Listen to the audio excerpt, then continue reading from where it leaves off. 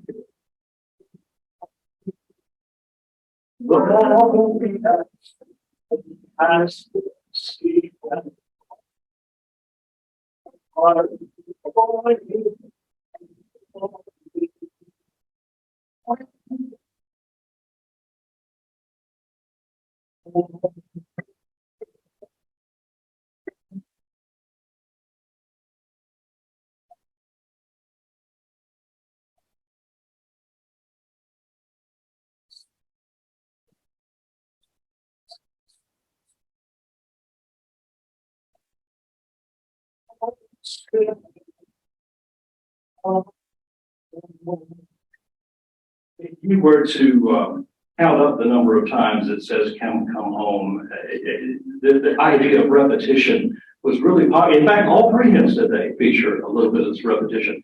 Maybe because they didn't have hymn books in the earliest of days and they were doing things from memory, it was easy to remember songs that had portions that repeated. But also the author or the composer of the text really wanted to hit home on certain things, and so they would repeat them over and over again. All hail the power, crown him Lord of all, repeatedly. And in this one, come home, I think it comes up 11 times if you sang all four verses. And our final hymn today will also feature some of that too. As always, I'd like to express my thanks to Janice Wells for being with us this morning. You think Sunday's a calm time, but Sunday's a busy time for her, and she is very gracious to share her time with us, and we appreciate her being here. Our prayer hymn this morning is hymn number 17. Number 17, More Love to Thee, O Christ. It was written around 1850 something or other, and it didn't get published until around 1870. The lady, Elizabeth Prentice, was the wife of a Presbyterian minister, and she was fully involved in his world of preaching, and she was left at home most of the time, and so she spent a lot of her time writing this wonderful poetry. She sang, again, this emphasis by repetition. More love to thee, if you sing it, I think if we sang all three verses, it would be 11 times. So it's kind of driving the point home that there is a lot more to this song, and she emphasizes the text for us. Hymn number 17.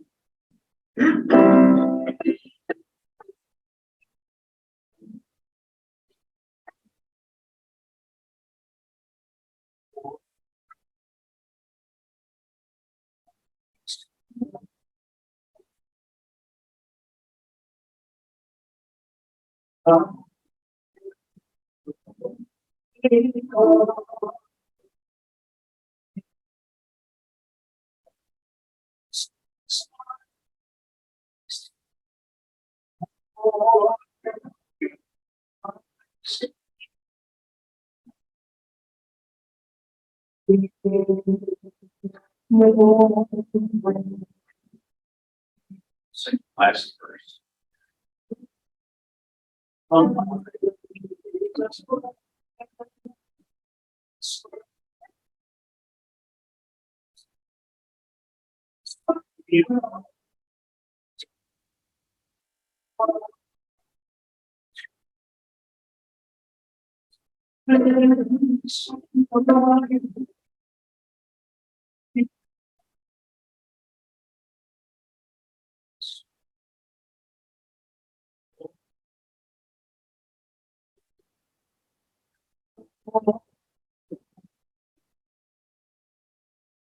Thank you all so much for singing this morning, and have a blessed Sunday.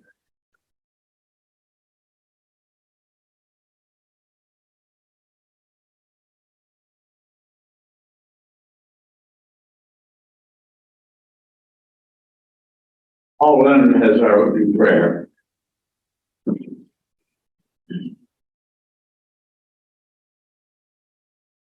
I have to give credit to Lenny Davis. Again, one of his prayers from his book.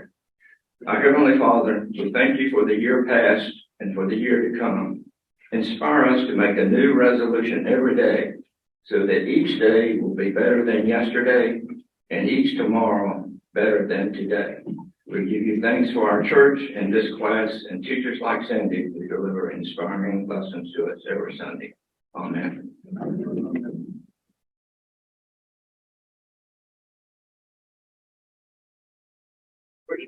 I miss it. Thanks to Lane Ridenauer and Janice Wells. Although we had Janice too far away, I'll thank them twice next week. Welcome to everybody, the guests, visitors, Agape class, and the young men's Bible class. Anybody I've missed, please let me know. Are there any special guests or any guests here that you'd like to introduce? Okay, we have a very nice group. I'm really tickled. Health and welfare. Does anyone have any person to mention? Okay. Any announcements that need to be made? I will mention the fact that in this insert, it tells that Matt Logan and his wife will apparently be leaving the church. I was not aware of that, but they will have a reception after the 11 o'clock service in the Virginia Gilmer room. They canceled. The baby is sick. I'm sorry, I can't. No reception. No reception. The baby is sick, according to Jill in the first service. They're going to have to baptize the baby next Sunday and have the reception next. This next Sunday. Yeah, baby is sick.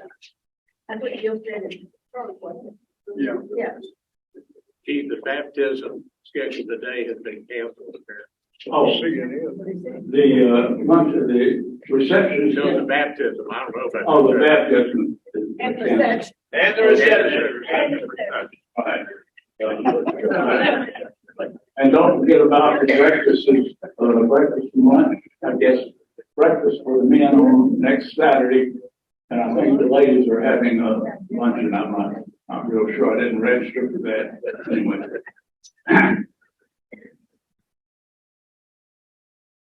Anybody have any other announcements? Anything to be? Okay, I'll tell you about this gentleman who went into the Texas Roadhouse to have something to eat, and he was followed by a full-grown ostrich. Well, they go in and they're seated. Then the waitress comes over and says, "Could I serve you?" The man says, "Yes, I'd like a hamburger, fries, and a Coke." The ostrich says, "I'll have the same." So the waitress serves them and then brings them the check. The check is $18.40. And the man reaches in his pocket, and without any looking or anything, he pulls out the exact amount of change and gives that to the waitress. They come back the next night. Same thing. The man orders a hamburger, fries, and a Coke. And the ostrich says, I'll have the same. Well, that continues for several days. And then one day he comes in and the waitress says, you want the same? He says, no, this is Friday. Said, I'll have a steak, a baked potato, and a salad. The ostrich says, make mine the same. Well, the curiosity is beginning to get to the waitress. She can't quite understand how the man can pull out the exact change every time they bring the bill. And he tells her, he says, well, lady, he says, several years ago, I was going through the attic to see if I could download anything. And I found this vessel. And he said, I rubbed it and a genie came out. And he said, the genie told him she had 2 wishes for him and would make those. So the first wish, he wished that anytime he reached in his pocket, he would pull out the right amount of change for whatever the item cost, whether it was a gallon of milk or a Ferrari. It didn't matter. He would have the right change in his pocket. The waitress said, well, that's brilliant. She said, you'll always have the money you need, no matter what it's for. And he said, yes, that's right. She said, well, most people would probably ask for $1 million or something on that order. Said, you have asked for something that you will have forever. And then she says, by the way, the ostrich, I don't understand the ostrich. He said, well, my second wish was for a tall chick with long legs. As Sandie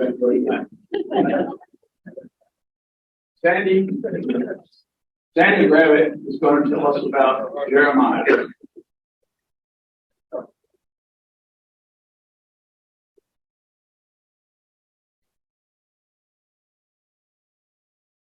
Good morning.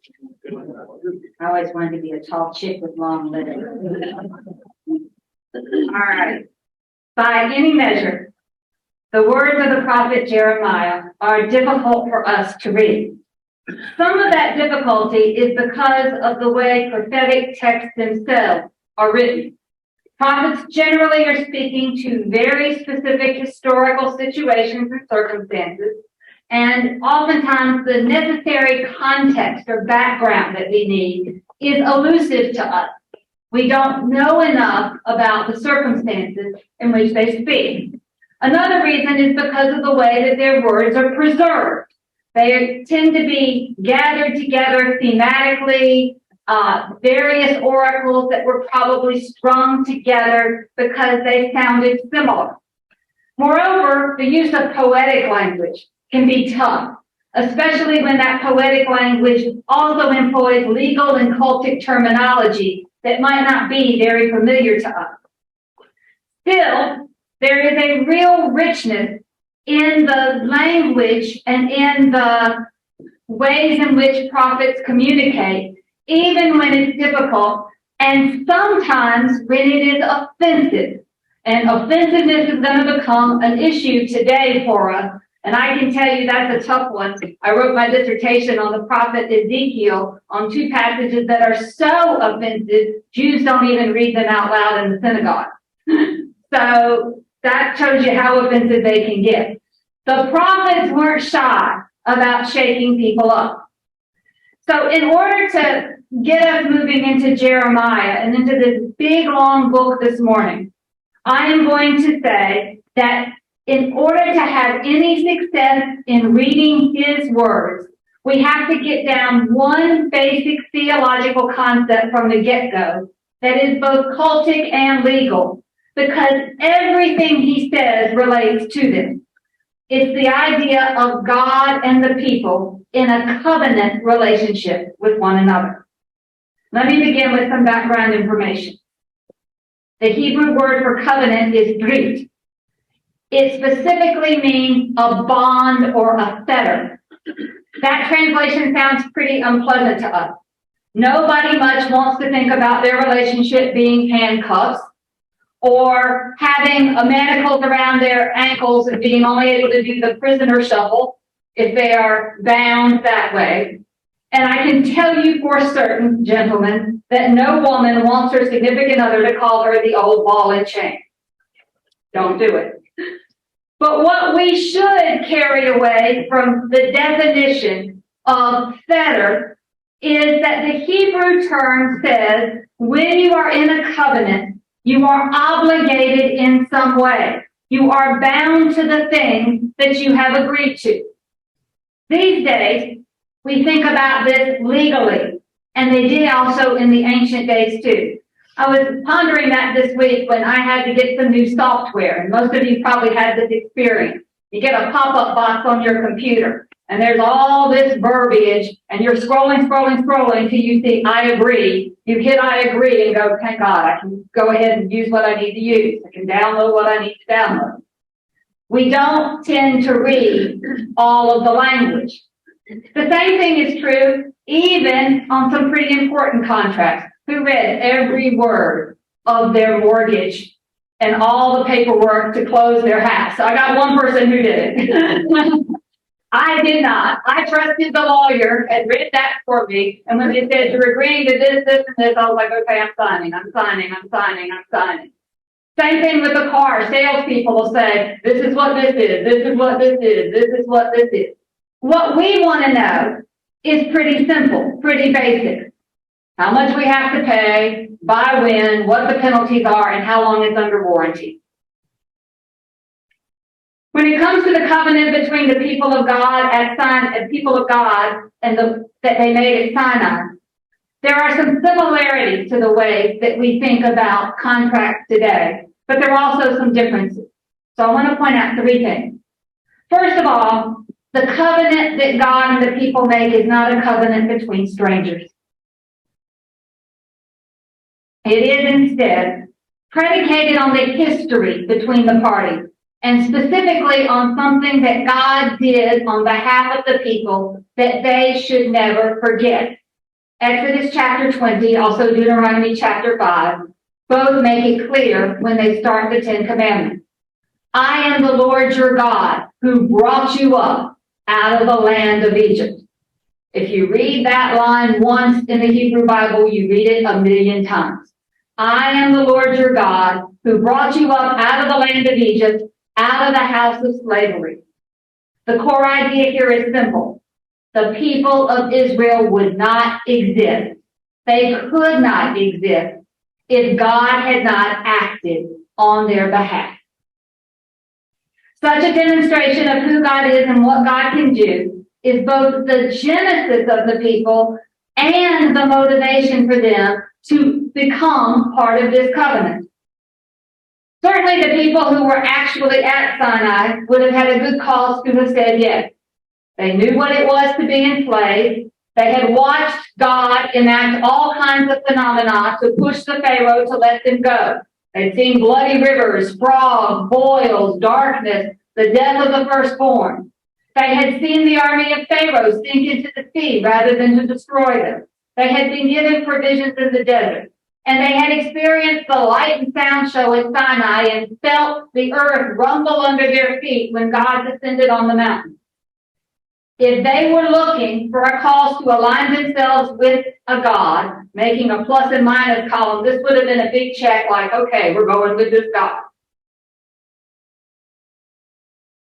The text, however, says that subsequent generations should also feel that same sense of obligation.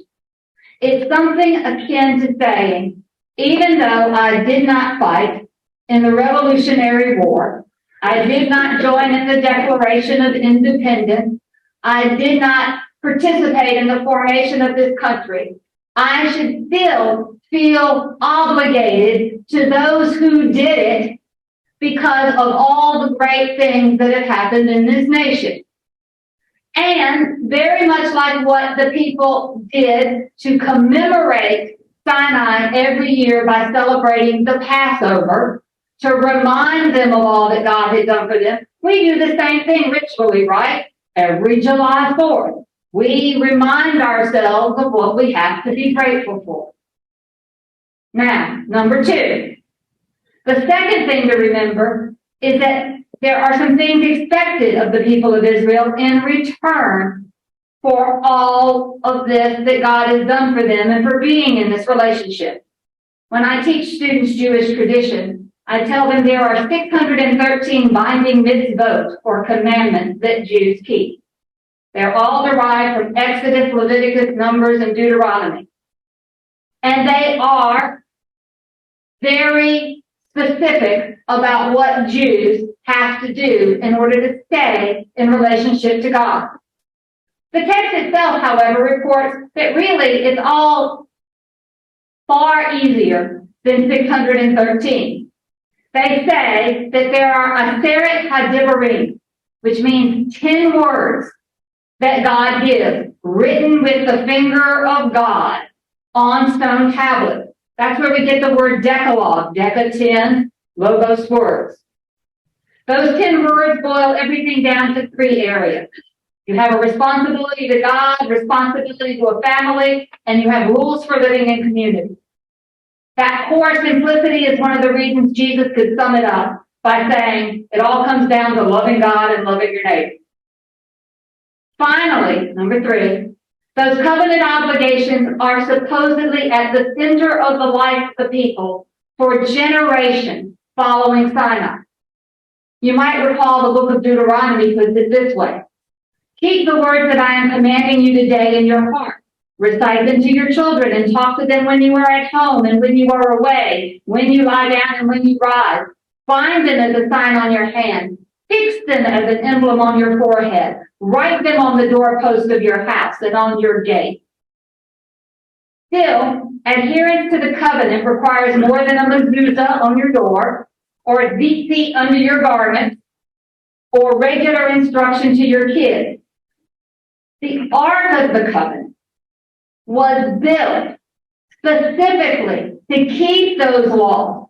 And before the monarchy, it traveled around to various shrines so that people could see God in their midst. After the temple was built, it was placed in the Holy of Holies, the dwelling place of God, centerpiece of the life of the nation. These words were supposed to be the beating, living heart of the people, guiding everything they did. Now, Jeremiah is a strict believer that these things are true. He is a big advocate of the covenant tradition. He was a prophet all about that covenant, and from his vantage point, he thought there had been significant, maybe even irreversible, moving away by the people from covenant obligation, which meant that God, as Israel's partner, could act due to breach of contract. They had not held up their end, so the penalties were going to come down. The terms he uses to talk about this are legal, but they're also deeply, deeply personal. Verse 9 of chapter 2, and this is the first words, chapter 2, that Jeremiah is speaking to the people, lead off with this idea right off the bat. I'm going to go to verse 9 first. He says, therefore I bring charges against you, and against your children's children I bring charges. The verb here is reeve, which means to strive or to contend. The contention is a legal case about neglect of covenant obligation. He is giving a speech that outlines the basic problems he sees, and it's a beautiful speech, a powerful speech, beginning with a question. I'm going to read the New Revised Standard Version translation of verse 5. Thus says the Lord, what wrong did your ancestors find in me that they went far from me and went after worthless things and became worthless themselves. As with most rhetorical questions, the point of it being posed is already pretty clear. One would think that there surely had to be a reason why this people had not remained faithful to their God. There had to be something wrong. And the word he uses here is evel, which means iniquity, perverseness, or unrighteousness. Surely God acted in some perverse way, in some way that was duplicitous, full of iniquity, in order for the people to move so far away from God. Because to Jeremiah's mind, the outcome of moving away from God was so horrific that there could be no other reason for such a choice. Jeremiah presents God asking, what could I have possibly done that would make the people of Israel choose to put distance between themselves and me? And I'm going to reread this last verse, but I'm translating it for you. To walk after Hebel. Now, I had to tell you that word. It's exciting. Here's why it's exciting. Hebel, the word translated worthless by the New Revised Standard Version, is the same word Ecclesiastes uses that we call vanity. Vanity of vanities, everything is vanity. That's Hebel. What this word means is that at its root is breath or vapor, emptiness. Jeremiah is saying that the things that the people walked away from God after had no substance, value, weight. They were like a breath of air, empty. And as a result, they ended up just as insubstantial, worthless, without value. I would suggest this is a better reading. What wrong did your ancestors find in me that they went far from me and went after insubstantial things and became insubstantial themselves? That's a pretty rip-roaring start, isn't it? Doesn't really have to say a whole lot more, but it keeps going. He goes on to say that if they had felt something was so amiss with God that they went about it all the wrong way. They didn't say, where is the Lord who brought us up out of the land of Egypt? That is, they didn't go back to this covenant ideal and say, hey, what happened to that God, the one that was kicking tail for us and getting us out of Egypt? If they thought something had gone wrong, that's not a question they asked. Where is the Lord who brought us up from the land of Egypt, who led us in the wilderness, in a land of deserts and pits, in a land of drought and death shadow, in a land that no one passes through, where no human dwells? They didn't come out and make an accusation that I had stopped being God for them. That is, they didn't confront any perceived problems. Rather, Jeremiah says they reaped the benefits of what God provided while actively flaunting what God demanded of them. I want you to hear in the next verse how he switches perspective and turns from questioning to a clear statement of fact and an accusation. Verse 7, I brought you, which is a plural you, all of y'all, into a plentiful land to eat its fruits and goodness. But when you entered, you defiled my land, and you made my heritage an abomination. Those two words, defiled and abomination, are technical cultic terms. We'll get to what they mean in a second, but I want to finish up first, because Jeremiah then goes for the throat of the leadership who didn't seem to be on task to handling what was going on. He says, the priest didn't say, where is the Lord? Those who handled the law did not know me. The rulers, referred here as shepherds, transgressed against me. The prophets prophesied by Baal, and after things that did not profit, they went. To Jeremiah's thinking, the people failed, but every layer of the institutional leadership failed them as well. He's really upset about two things. The first is the practice of idolatry, the worship of other gods, which is a direct violation of their obligation to God. I'm going to go back to Exodus 20. I am the Lord your God, who brought you up out of the land of Egypt, out of the house of slavery. You shall have no other gods before me. That's the end of the sentence. The second thing he's upset about is not unrelated. The people are participating in political alliances with other nations. Now, while the choice to do so is no doubt an effort to keep some sort of nation afloat, and probably has some pretty practical political reasons, it also means doing things that show that you are obligated to the dominant partner, which means making sacrifices to their gods.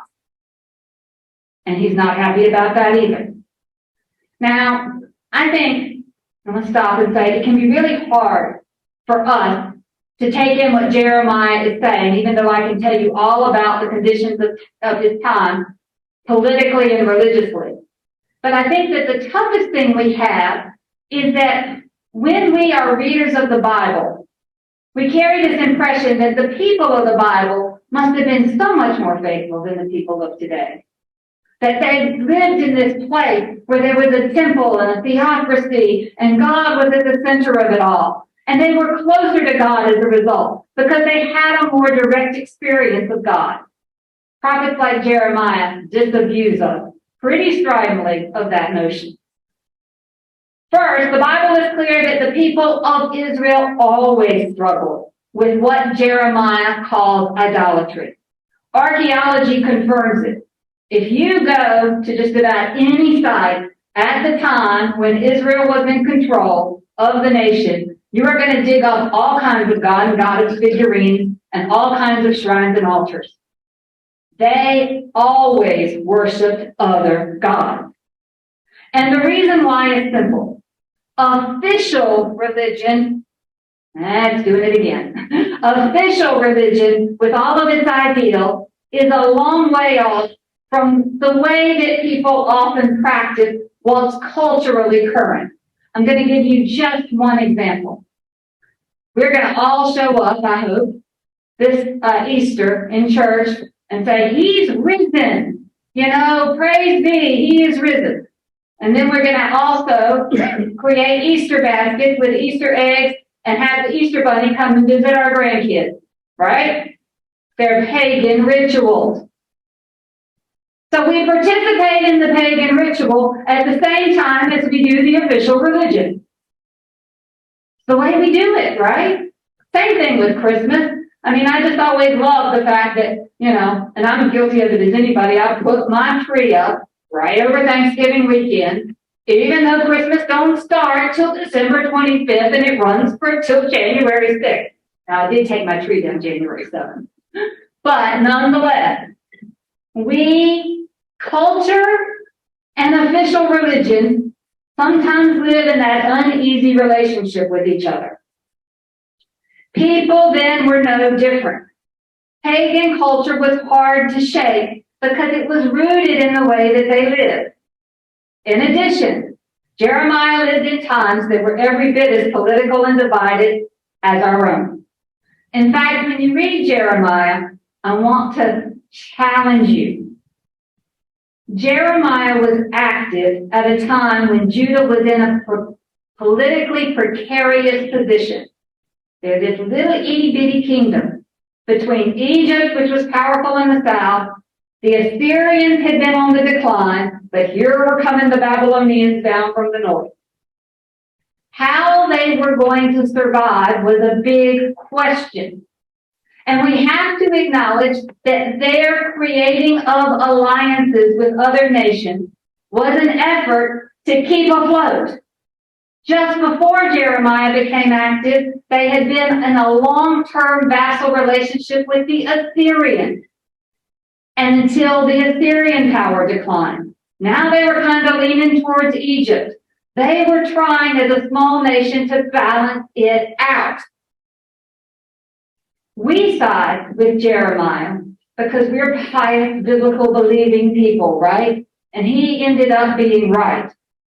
But how would we have heard Jeremiah in his own time?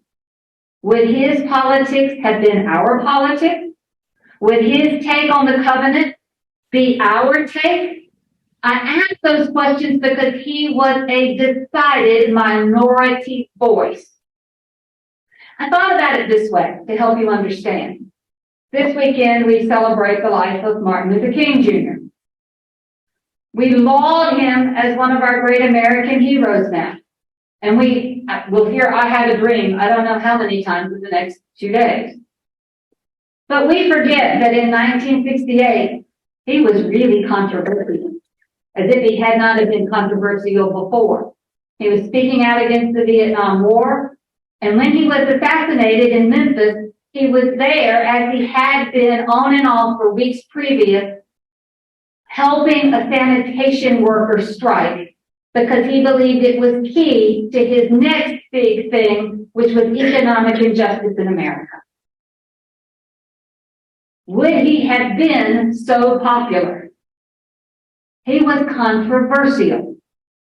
So we have to remember that Jeremiah's place in the biblical text encourages us to stand with Jeremiah's politics, but we need to be humble enough to know that we could have very easily found ourselves on the opposite side of the political spectrum from where he was, and that his message is directed towards the people of Israel. So we need to hear how rabble-rousing he was.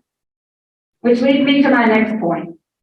Like other prophets, Jeremiah uses troubling language in a lot of places. And I am talking offensive to both ancient and to modern sensibilities. Now, as a scholar, I can explain why he uses the language and imagery he uses, but it doesn't mean I can't be troubled by it. Let me give you a rather mild example from this passage. This is how he talks about idolatry. On every high hill and under every green tree, you, and this is a female you, bent down and prostituted yourself. He presents here the nation as a woman who is sexually promiscuous, and he characterizes her actions in ways that are crude, and the verbs are crude here. For him, that promiscuity is cultic, worshiping other gods, and political, seeking out alliances. He goes on to describe this woman as a restive young camel interlacing her tracks, a wild ass at home in the wilderness, in her heat sniffing the wind. Who can restrain her lust? None who seek her need to even weary themselves. In her month they will find her. It's awful. It's awful. And it gets way worse in subsequent chapters. This is the easy take. Then why does he do it? Well, Jeremiah's audience is elite men, the kinds of men he was calling out a minute ago. Prophets, priests, leaders, teachers of the law. Those men were supposed to be horrified that they were being compared not only to a woman, but to a promiscuous woman at that. But simultaneously, they were also supposed to be, as men, understanding that the position God would take, because they would have been that angry if this had been them in the husband role. Jeremiah then is really stirring the pot. And though it can be off-putting to us as modern readers for a lot of different reasons, it doesn't mean he doesn't have a message we need to hear. So I want to get back to it and focus at the end here on verses 26 and 27. He says there that the people have broken faith with God's covenant in a way that's laughable. They, their kings, their officials, their priests, and their prophets say to a tree, "You are my father," and to a stone, "You gave me birth." For they have turned their backs to me. He says they've forsaken God, worshiped idols, they look ridiculous, and he's mocking them. You call that tree your father. You say to a rock, hey, you gave me birth. But look at where he goes. They have turned their backs to me, but not their faces. For in the time of their trouble, they say, come save us. In short, not only do they fail to do what they are bound by covenant to do, thus turning their backs on God, but when the going gets tough, they're craven enough to throw up their prayers to the God they've ignored. That is, they are hypocrites and opportunists. But the next line is the killer. Where are your gods, he says, that you made for yourself? Let them come save you in your time of trouble. For you have as many gods as you have towns, O Judah. Now that, as my friends at Shaw Divinity School, where I had my first teaching job, would say, that'll preach. And you can conclude this softly and tenderly at the end of it and get a good altar call going. It's a strong indictment, and it serves the purpose for calling the people of Israel and their leaders into account. It also explains to you why Jeremiah was none too popular in his own time, because he did it against prevailing political and religious headwinds. But what does it mean for us? What do we carry away? Well, I want to turn to the great Rabbi Abraham Joshua Heschel, who said it right when he gave me the following. He said, some of us may think, how unwise of our ancestors to have committed all future generations to a covenant with God. That is, sometimes we can wonder why we are supposed to be bound by something that happened long before we ever came on the scene and without giving us any say in the matter. But then Heschel adds why such a decision is actually sensible. He said, the Bible teaches us that life without commitment is not worth living. There is no civilized living without acts of entering upon social relations, and that demands commitment. Willingness to take on life means that we commit ourselves to God and to one another. Further, to his mind, that's what gives human life dignity. He says the dignity of a human person stands in proportion to his obligations as well as to her rights.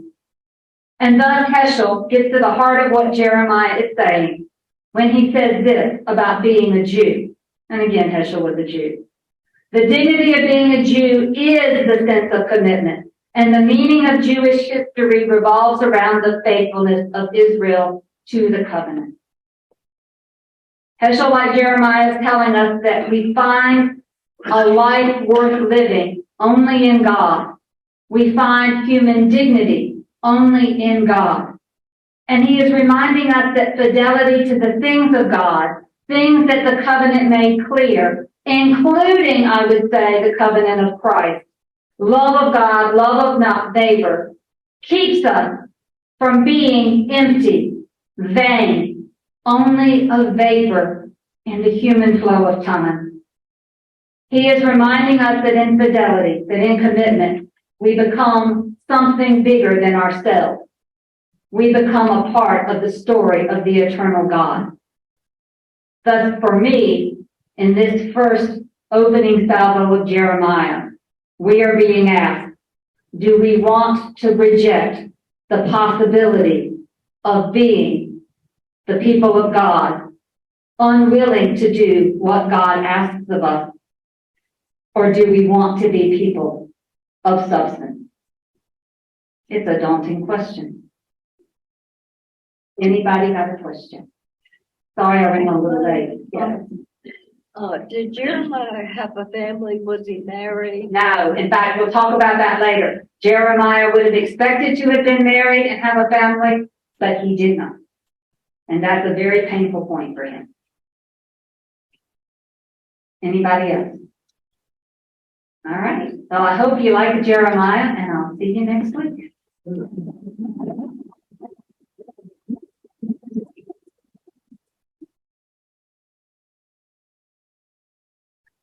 Thank you so very much, Sandie. Really appreciate it. Sandie will be with us again next week and several weeks. We're very fortunate. In the pulpit today, Deborah Connor will be preaching, and her title is, "What Are You Waiting For?"